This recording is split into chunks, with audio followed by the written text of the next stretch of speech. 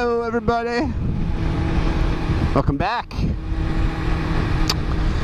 This dude in front of me is doing some weird stuff, so I thought maybe we'd just tag along and see what happens next.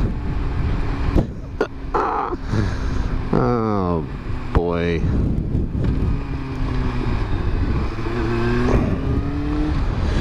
So, last week I took the Aprilia 2.0 V4 1100 factory out for a spin, and it exceeded all expectations.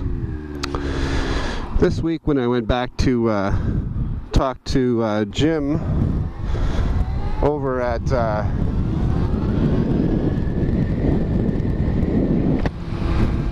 International Motorsports, he informed me that it was sold. I guess I'm doing my job. Seriously doubt it had anything to do with my video, but suffice it to say, it's gone. The good news is that he had one sold. He has two of them, so he had one sold, and financing fell through or something happened, and it's now available again, so he has another one.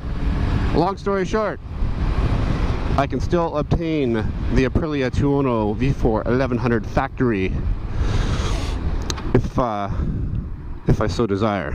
Some new news. New news is good news.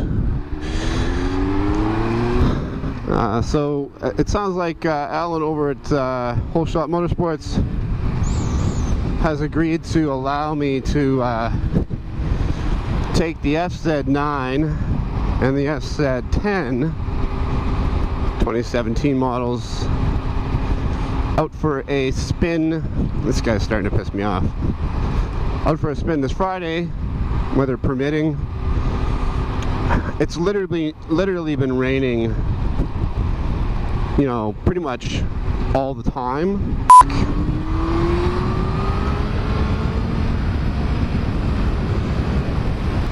Yeah, so I'll be taking the SZ9 and 10 out for a spin. What we got here? An R of some sort. Or is that a Gixxer? I can't tell.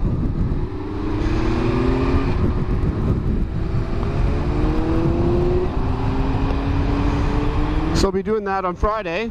It's supposed to be sunny. We'll see if that holds. And then we can make some direct comparisons in a relatively short time frame.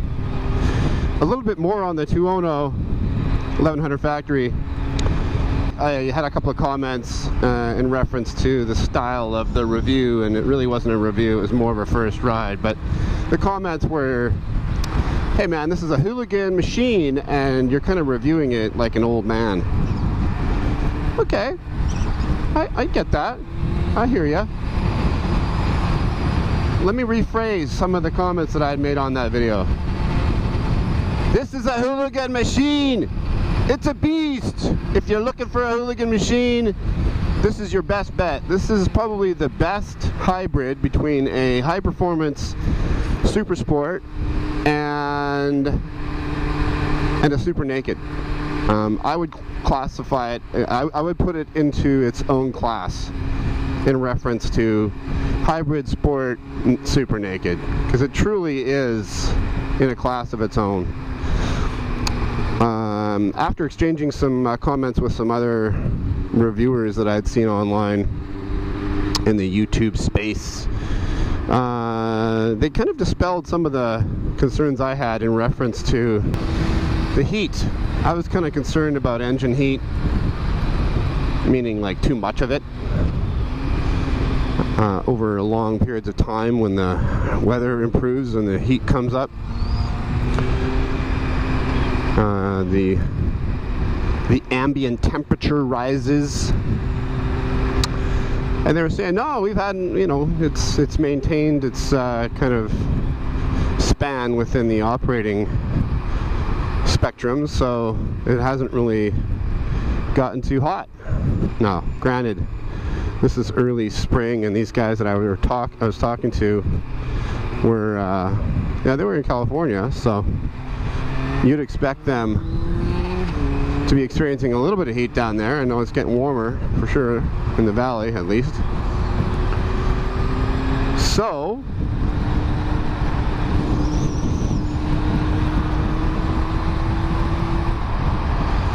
that kind of put that one to bed for me, so I'm not concerned about that anymore.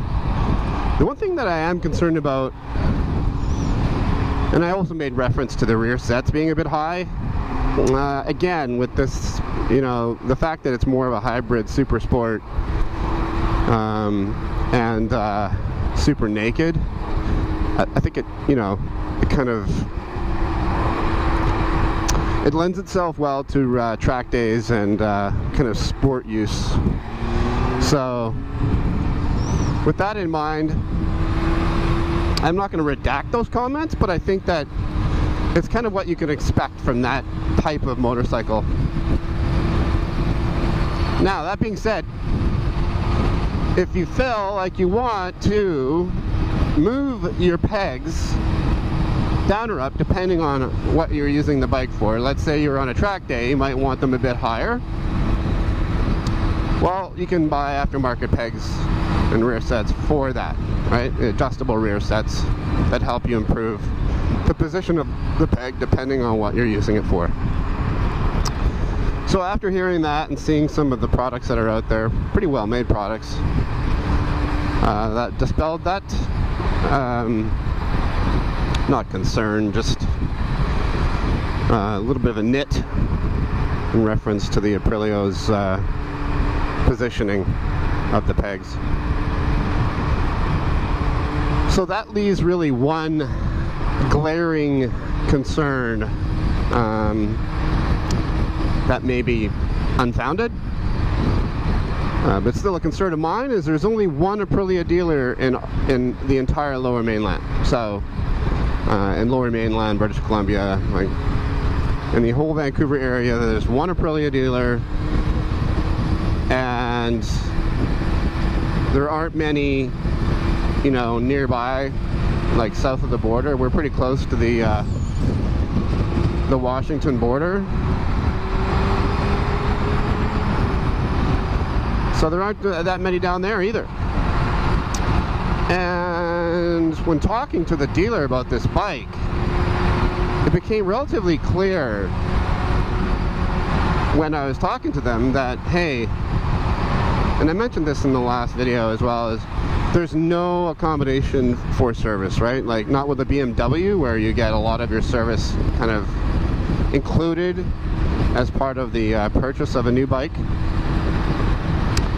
Not so much with the Aprilia. Now, I don't know if that's a big concern or not. Probably isn't. They're well-made Italian bikes. They're designed to last. They're designed to perform. But I'm just a little concerned that with a high-performance bike like that, I'm not going to be able to do a lot of the maintenance myself. I might be able to pull off an oil change. But when it comes to tune-ups and, yeah, I just don't know. I'm gonna have to do a little bit more research in terms of what I can do on the bike and what I am not comfortable doing on the bike, which kind of gives me pause a little bit. The fact, so here's the deal, that Aprilia, those Aprilias are on sale right now for an incredibly great price. They're on sale for 15,000 Canadian, which is about 12,000 US, which is a damn good deal. It's a wicked deal. So, the next question is, it's a good deal. It's a really good deal. That bike retails for about 18,000 Canadian, and it's on sale for 15. So, incredibly good deal. Somebody's going to buy it, and soon. So the next question is, what am I going to be using this bike for? Am I going to be using it for, you know, longer hauls or shorter hauls or city riding or what? Well, super nakeds in general lend themselves to more of the city riding. Generally have a, you know, a maybe shorter gears, less protection up front in terms of the wind, less protection from the wind. So my use of it would predominantly be, you know, commuting back and forth to work downtown from the North Shore, and also going on the odd trip up the Sea to Sky because I can and it's so awesome. But I don't see myself going on long hauls with this bike. It's never been my thing to, you know, do long hauls. I really don't enjoy it. I've done it a few times. I think the first moto vlog I ever did on this bike was bringing it back from Calgary to Nelson, which you guys can take a look at here. And, or here, I'm not sure which side I'll be on, but anyways, you get the point. So, not a big fan of the long hauls, and with that in mind, do I really need a leader bike? I mean, I'm about 6'1", what, 220 pounds, you know, not fat, not thin, kind of your average build, I guess. And do I really need a big ass leader bike? I mean, need is kind of like an interesting term when you're talking about super nakeds. Does anybody really need a super naked? Probably not. So it's kind of a stupid reference, but I guess what I'm saying is, could I get away with getting an FZ09 for $6 grand less? That's a lot of gas, man. That's a nice pipe. That's a nice tail tidy. It's a nice new helmet. It's a nice lot of things. And it's cheaper on gas. It's a triple instead of a 4-cylinder. A lot less gas consumption. Is it a lot less fun? No, I don't think so. I think the SZ9 would be as much fun as the 2.0. I think the only thing that is really drawing me to the 2.0 is the fact that it's a 2.0. The Aprilias are built so well and with such precision. It's really like comparing, you know, a middle-of-the-road Porsche 911 to a top-of-the-line, you know, Porsche GT or Lamborghini Gallardo, or, you know, Aventador, or something to that effect. You know, the Aprilia being the Aventador and the FZ09 being the middle-of-the-line Porsche. So, do I need the Aventador, or can I get away with, you know, would I be happy with the Porsche? Again, kind of, you know, 6 1/2 dozen of the other, but there is $6 grand at stake. That's a lot of money, especially for a guy like me. So, on Friday, Al from Whole Shot Motorsports has agreed to let me take out the FZ9 and the FZ10, and on May the 5th, they'll have their 2017 Super Dukes in, and I'll be taking that out as well. So, we likely won't be buying a new bike before the middle of May at this rate, but based on the weather, I'm not all that concerned. It's raining more than not. Like, it's just been brutal. It's been the wettest March, you know, on the books in the last 10 years in Vancouver, which I gotta be honest with you, is not awesome. Really sucks. As I kind of referenced in the first vlog of this year, it's great for skiing with your kids, but it really does suck when it comes to trying to get out on the bike. So there you have it.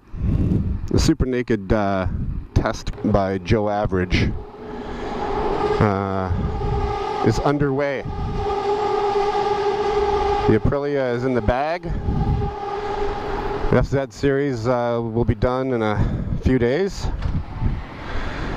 and then the Super Duke will follow in the first week of May.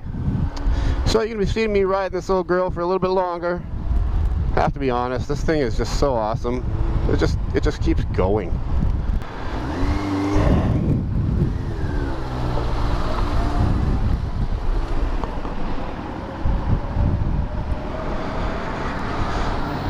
Had some comments on a couple of my lane splitting videos.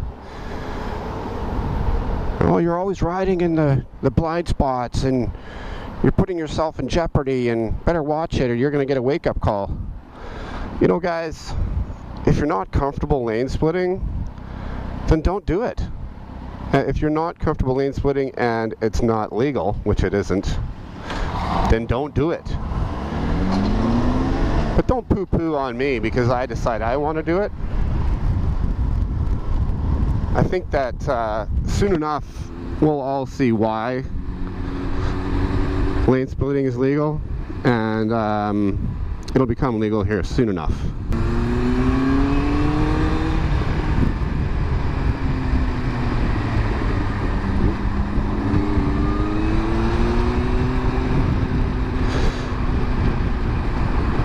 You know, the one thing that I kind of noticed with guys like Snowcat and a couple of others, and I'm not picking on you, Snowcat, don't get the wrong impression, man, is when cars do like what they just did to me, and you can see it happening, right? You can see it coming.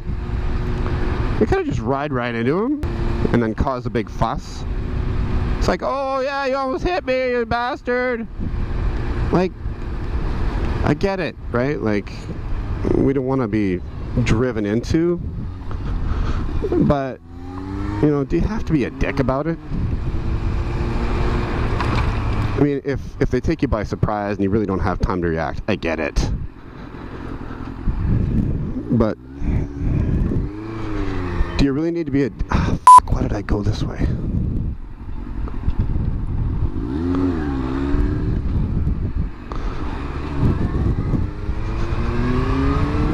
I don't think there's any reason to be a cock. Most of the time I try and cut people some slack. It's not like they're purposely driving into you. Most of the time, anyway.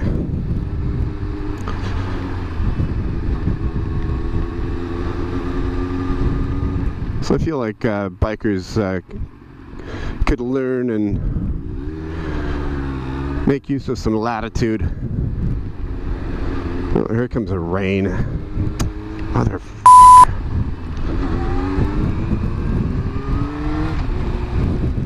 Yeah, so there's my 2 cents on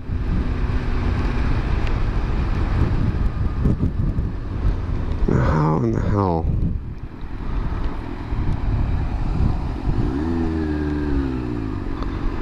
Probably gonna get busted by a cop for that. Cop shop's like right around here somewhere. Yeah, so everybody should just chill out.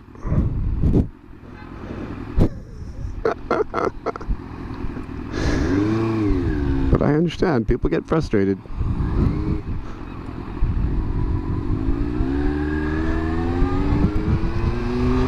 We all get frustrated. No need to take it out on the poor cagers. Oh, nice guitar, buddy. Playing a pink Strat in the rain. Alright, whatever.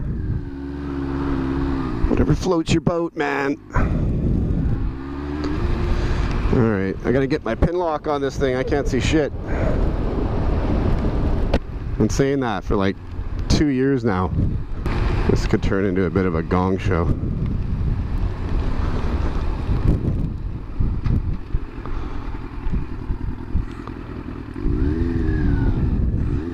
Go, buddy.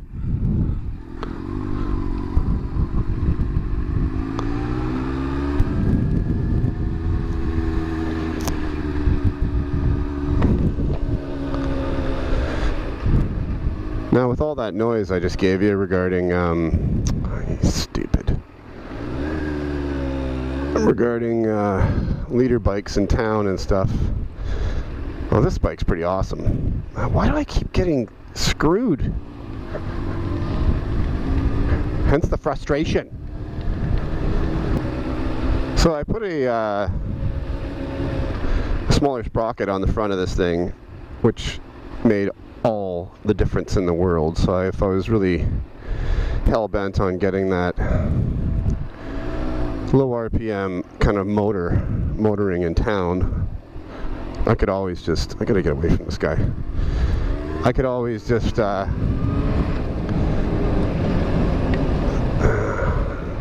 rake back the teeth on the front gear, front sprocket for that Aprilia, and it would all be good. And then hooligan mode, engage.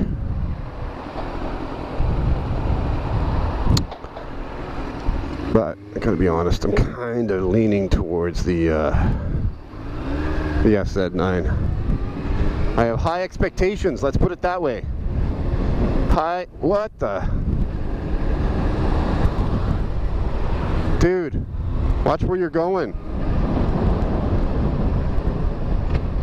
Hence the frustration.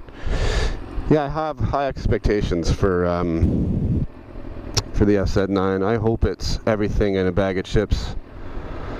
I'll be able to save myself $6 grand and put some of that money towards a pipe and some of that. I think the one thing that really bugs me about this year's SZ9s is the choice in colors, man. What the hell? Gray and yellow? Red and white? That's it? It just sucks. Like, why didn't they make a black one? Pretty lame. I understand they're trying to be different, they're trying to stand out from the crowd and all that, but like red? Like dark burgundy? It's not exactly standing out, dude. It's rather lame. Alright, come on. So there we are. We'll call this the prequel. I don't know. The lead up, we'll say. Oh, by the way, in Vancouver, we get to ride in the bus lanes now, motorcycles. So there should be a little motorcycle symbol beside that bicycle. Because it's totally legal, dude. So don't be leaving me any comments. Hey, why are you riding in the bike lane, in the HOV lane? Why are you doing that? It's legal. That's why.